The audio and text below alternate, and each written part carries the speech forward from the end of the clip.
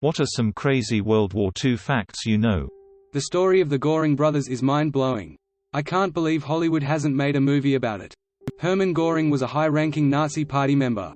He was head of the Luftwaffe and he was designated to be Hitler's successor after the world was conquered and Hitler eventually died.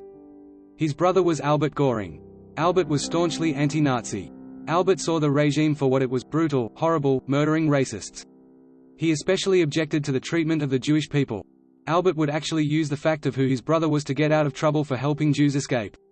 He would do things like drive a transport truck to the camps or ghettos where they were held, and demand to be given multiple people for work, or whatever excuse he would give.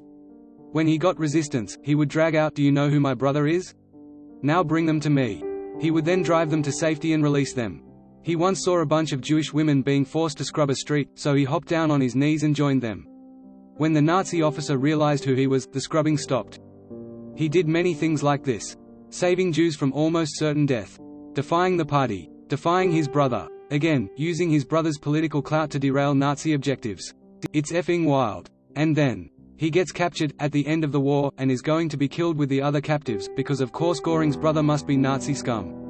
By sheer dumb luck, a person in charge of processing his termination paperwork was a Jew he saved. That person spoke up, and many others did, and he was set free. It's a effing crazy story.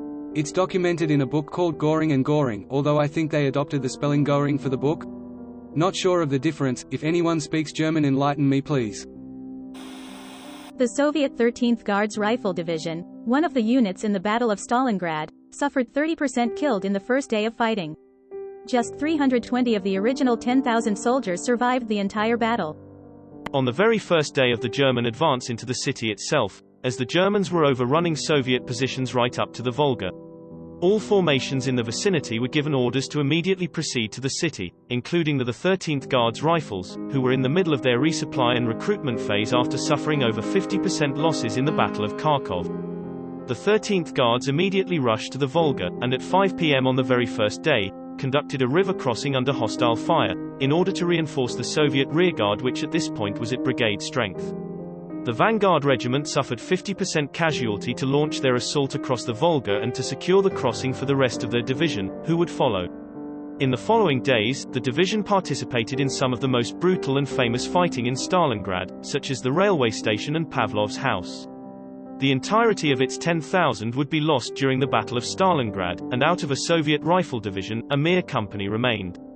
The incredible stories of bravery and savagery that comes out of World War II never ever ceases to amaze me.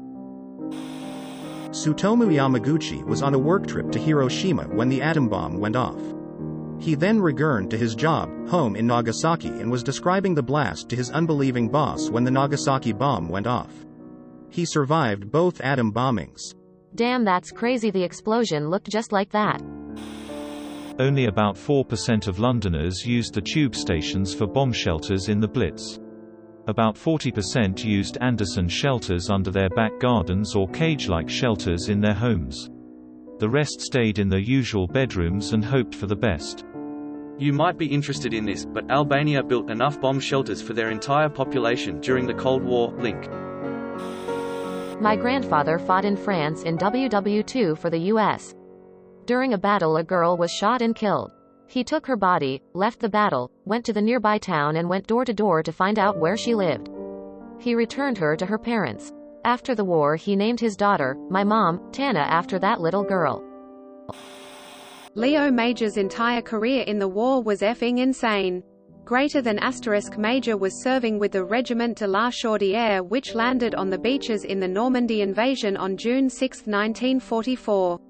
During a reconnaissance mission on D-Day, Major captured a German armored vehicle, a half-track, by himself.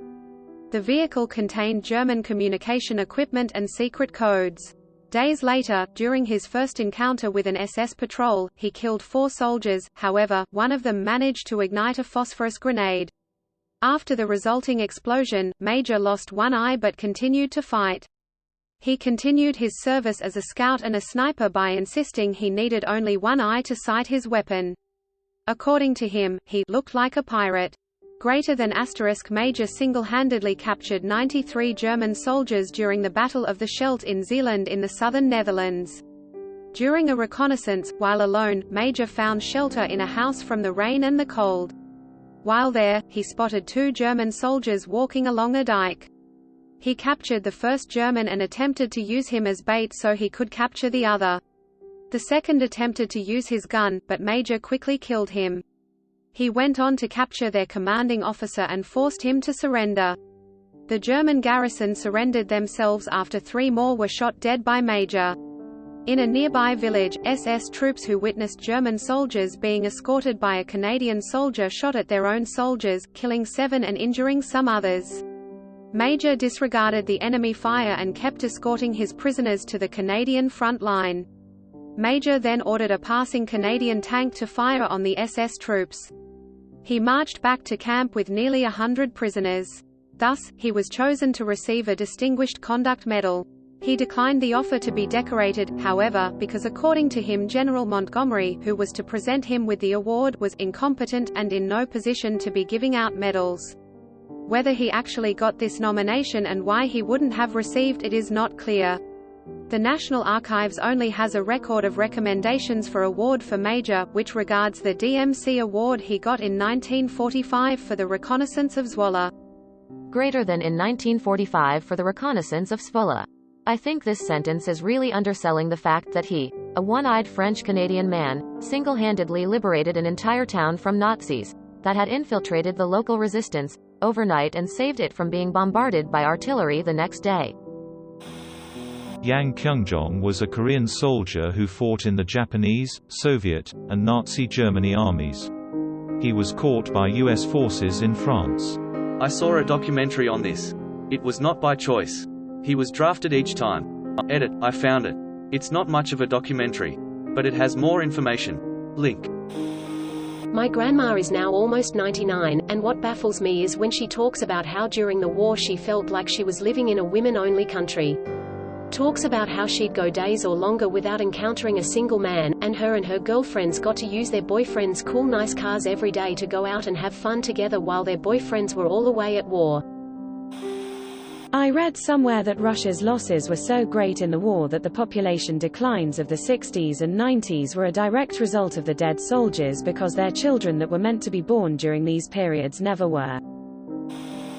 The United States produced 150% more planes in 1944 alone than Japan did in the whole war. I heard a podcast about that. The Japanese hand-built their Zeros in a factory that was 50 miles from the nearest runway and used oxen to carry them one by one to the runway for takeoff. Edit.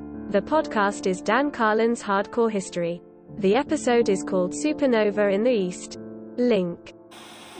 Operation Cottage. On August 15, 1943, Canadian SND-US troops decided to attack Japanese troops from opposite sides of the island. But they didn't know that Japanese army left the island 2 weeks prior. Canadian and US troops mistook each other for Japanese and started shooting. Friendly fire resulted in 28 Americans and 4 Canadians killed. Total 313 casualties while there was no enemy. Edit. As I was corrected, some of the casualties were caused by Japanese traps left on the island. Edit 2. I don't think anyone won anything. Both lost. That was tragic. Didn't know General Krell fought in World War II. Joseph Kennedy Jr., the eldest brother of President John Kennedy, was killed in WWII as part of Operation Aphrodite. Operation Aphrodite involved flying unmanned bombers into targets. Kennedy was killed after arming the explosives in an unmanned bomber but before the crew bailed out. Joe Kennedy Jr. died working on the precursor to the modern-day drone. And Joe Jr. was the son that Joe Sr. wanted to be president. Apparently he was the favorite son, and John was seen as rebellious and sickly. Winston Churchill had an oxygen mask for flying in airplanes specially made for him that would allow him to smoke cigars while he had the mask on. Also, he had a doctor's prescription for alcohol so he could have his few bevies during Prohibition in America. Medicinally pissed. There's a tree, I think it is about 500 years old but can't remember, that survived the bombing of Hiroshima. It still stands in the city. There are many trees that survived the bombings, actually. The Japanese call them hibikujimoku. Link. More U.S. soldiers died in World War II in accidents, automobile, plane crashes, fires, falls, etc., than combat deaths in the entire Vietnam War. The amount of people killed in World War II is staggering. There was no coffee in major German cities for much of World War II because of supply lines being disrupted. But they made up for the lack of coffee by switching to meth-filled chocolate. Link. Our coffee machine is broken at work. This could be an interesting substitute. When in retreat, the Nazis would booby-trap pictures on the walls and leave them slightly crooked. They did this to entice officers to straighten them and set off an explosion. I would be dead so fast. I'd pick up something shiny and probably blow myself in half. The only two countries from Latin America to officially send troops overseas to fight were Mexico and Brazil. Mexico sent a squadron of pilots who distinguished themselves in the Philippines in particular, whilst Brazil sent 25,000 troops to Europe who fought in Italy. In northern Italy, the Brazilians were ordered to advance towards a German-held town, supported by an American force and Italian partisans. They took the town in the Battle of Collecchio, and then took the initiative to rapidly advance north and cut off a German infantry division. The Germans were using this area as a rallying point to stage a fighting withdrawal back to Italy, but the Brazilians killed or captured them all instead. Within 3 days they'd killed 500, captured 15,000, including 2 generals, and taken 1,500 vehicles and 80 guns. The idea of a fighting withdrawal was perhaps slightly fanciful, and the town held little strategic value, but nevertheless the battle contributed to the remainder of the German army in Italy surrendering just 4 days later. Many thousands of other Latin Americans fought under Allied flags as well, and several countries participated in the battles of the Atlantic and South Pacific. In fact, the smallest ever ship to sink a U-boat was called CS-13, an 83-foot patrol boat which sank U-176 in May 1943. It was operated by the Cuban Navy. My grandfather served on the Western Front, and less than a week after arriving in France, his unit got captured by the Germans. He was in a POW camp for less than 24 hours, escaping when the French resistance raided the camp. He spent most of the war hiding with the French resistance. I've been told this mainly consisted of smoking and drinking in the woods, and playing golf most nights with hand-whittled clubs and balls. The French resistance was badass. People always make fun of the French for surrendering, but that was their gov. Many citizens were risking their lives to do things like you described. And if caught, horrible things awaited them. Near Paris, pilot Bill Overstreet and his squad were on an escort mission when they were attacked, leading to him being engaged with a German fighter pilot in a dogfight when the German tried to lose Overstreet by flying over Paris where the Nazis had anti-aircraft he thought would take him out. Overstreet kept chasing him when the German tried to lose him trying a crazy move by flying under the Eiffel Tower, which Overstreet also did like a goddamn lunatic, so there he is facing ground fire from soldiers and flak cannons, and Overstreet still shot him down and managed to escape, possibly the only 2 fighter pilots in the world to fly through the Eiffel Tower during combat.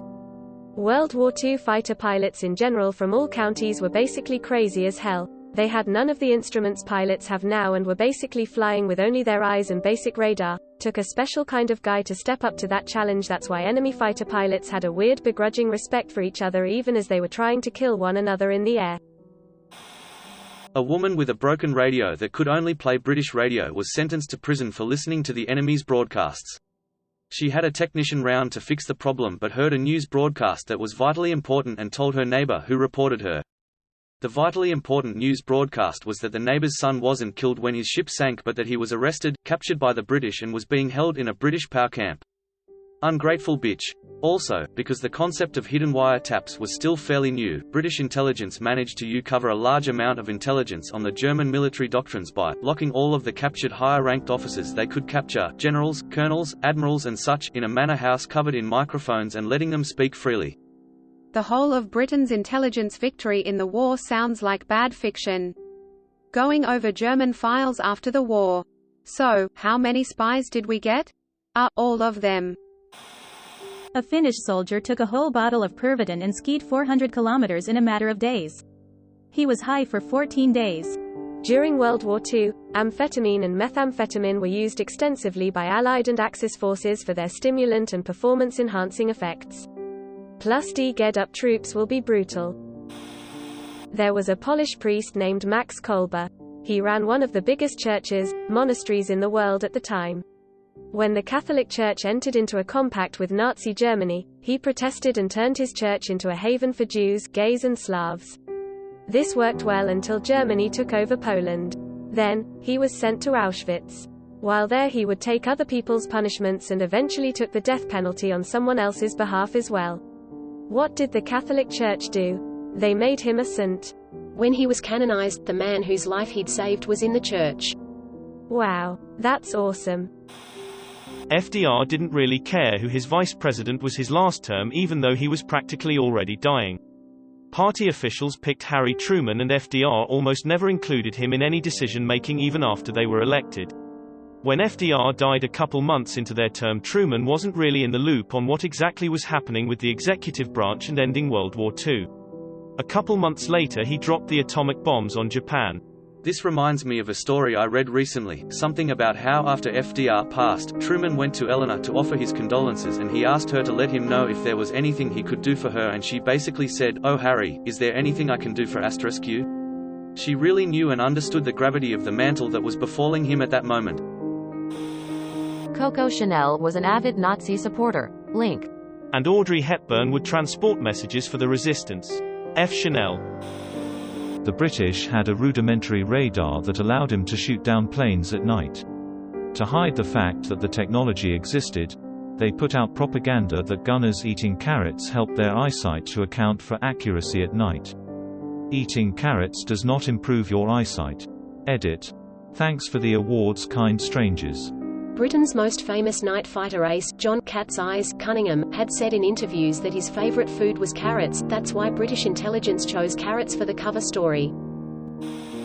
From Wikipedia, during World War II, the Gran Sasso raid, codenamed Unternehmen Eich, literally, Operation Oak, by the German military, in September 1943 was an operation by German paratroopers and Waffen-SS commandos to rescue the deposed fascist dictator Benito Mussolini from custody in the Gran Sasso d'Italia Massif.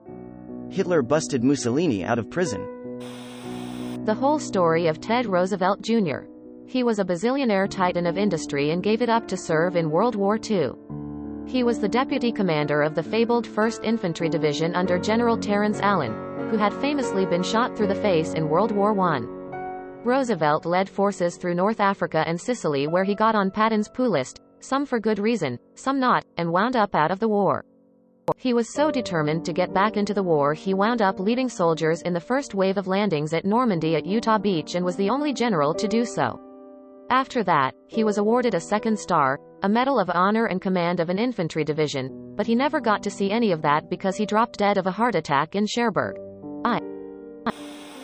After the Normandy landings, a Korean man fighting for the Germans was captured by the Allies. The thing is, he was actually a conscripted Russian prisoner of war who was pressed into service. The other thing is, he was actually a Japanese prisoner of war who was pressed into service by the Russians to fight the Germans after he was captured by the Russians from the Japanese who conscripted him first.